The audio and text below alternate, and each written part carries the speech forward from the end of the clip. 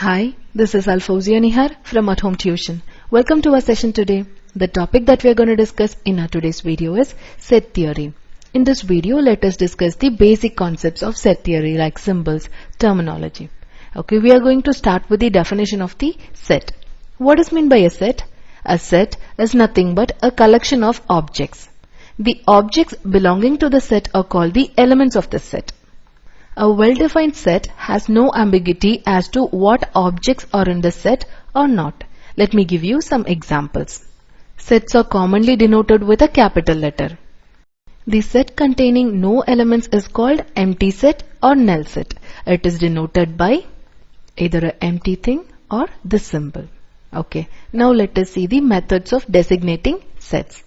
We generally follow three methods to designate any set. First one is word description. Second is listing method. And third one is set builder notation. Or you can also call this as defining property method. Now I'll give you some examples so you can understand what are these three methods. Let me give you one example for word description method. The set of odd countings between 10 and 20. They are just describing the condition in word format. This is called word description. Now let us see what is this listing method. It is just listing out all the numbers. So set of odd countings between 10 and 12. The number starts from 11. Am I right? So you should look at the list starting from 10 and 20 and you should pick only the odd numbers and list them. So that is called listing method. So these are the numbers that lie in between 10 and 20. These are the odd countings. Hope you're clear with this method. Okay, now let us move on to the third method. So in this method, you will be using braces, curly braces, and designate the set. So this is what we say as set builder notation. X such that X is a counting odd number. First you have to say what we are going to define. We are going to define X. And X is nothing but a counting number which is odd. And X lies in between 10 and 20. Hope you are clear with these three methods of designating sets. Okay, I'll tell you more information about this. We have to use curly braces to designate sets. And you have to use comma to separate each element. The variable in the set builder notation does not have to be X always. It depends upon the question and you can choose any variable. And use ellipses like 3 dots after this to indicate a continuation of the pattern that is established before the ellipsis. Okay, and this symbol is read as such that. Hope you're clear with the three methods of designating sets. Now let us see the set membership. An element or member of a set is an object that belongs to the set. And this symbol, E-like symbol means is an element of. And this symbol, E-like symbol with a striked off sign means it is not an element of. Generally, capital letters are used to represent sets and lowercase letters are used for other objects. Okay. Let us see some important sets. These are the special sets. Capital N, this denotes natural numbers or counting numbers that starts from 1, 2, 3. And W, this set denotes the whole numbers. The numbers starting from 0, 0, 1, 2, 3 and it goes on. I denotes the integers. So all the negative numbers, 0 and all the positive numbers. Q means rational numbers, a number which can be written as a fraction. And denominator should not be equal to 0. That type of numbers are called rational number sets. And R denotes the real number set, number that can be written as a decimal. And this one is called the empty set, the set that contains nothing. And U is the universal set. That means the set of all objects currently under discussion. Okay. And this one is irrational number. Irrational number means X is a real number. X cannot be written as a quotient of integers. For example, so these are the special sets you should be familiar with when dealing with set theory. Any rational number can be written either as a terminating decimal or repeating decimal. Terminating decimal means a number which ends at a particular point. Repeating means the number after the decimal number will not end. Okay. The decimal representation of irrational number never terminates or never repeats. Okay. And this set is not empty. Okay, I'll just mention that on the board. In case if you come across a set like this, this does not mean this is an empty set, but this is a set which contains the empty set. Okay, hope you're clear with this one.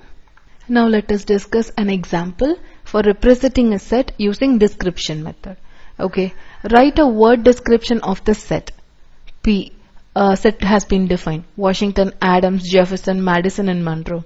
So these are the five presidents of United States. So the answer for this one is going to be set P is nothing but a set of the first 5 presidents of the United States.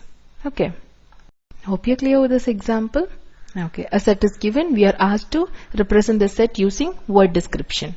Okay. Now let us discuss one example for representing a set using roster method. Here is the next example. Representing a set using the roster method. So in whatever question you're getting, they will particularly mention in which method you have to represent a set. So read the question carefully. So please read this example.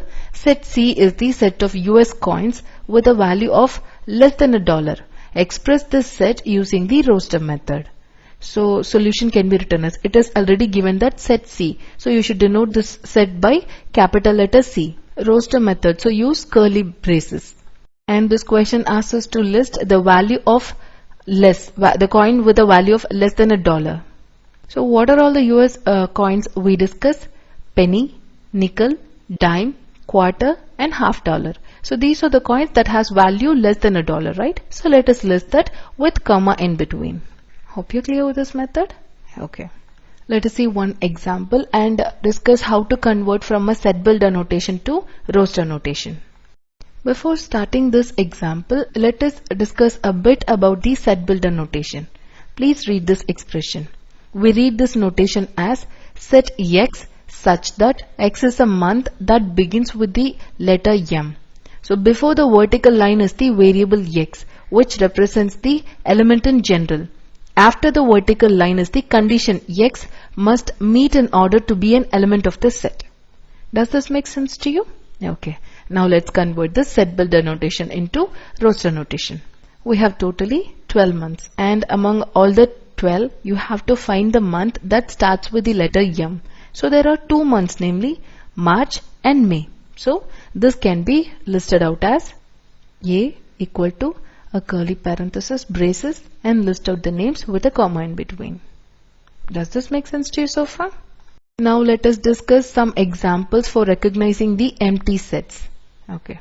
Here is an example. Set of all numbers less than 4 and greater than 10. This does not make sense at all, right? You cannot find a number which is less than 4, like 0, 1, 2, 3. But those numbers cannot be greater than 10. Am I right? This means no element. So this is the best example for the empty set. Okay, I'll post a question. You have to recognize the empty set. First one is parenthesis with 0 in between. So it means an element 0 is there. This is not an empty set. This is a set containing one element. That element is 0. So this is not an empty set. Does this make sense to you? Okay. And second question is 0. This is a number, not a set. Set is always denoted by a curly braces, right? Okay. And third one, X such that X is a square with 3 sides. Yes, this is an empty set. Am I right? We cannot, there are no squares with 3 sides. So this is an empty set. Next, we will be discussing about the number of elements. The number of elements in a set is called a cardinal number. Okay. Hope you're clear with all the topics that we discussed in today's class. In case if you have any query regarding this, kindly let me know. See you in the next video. Have a great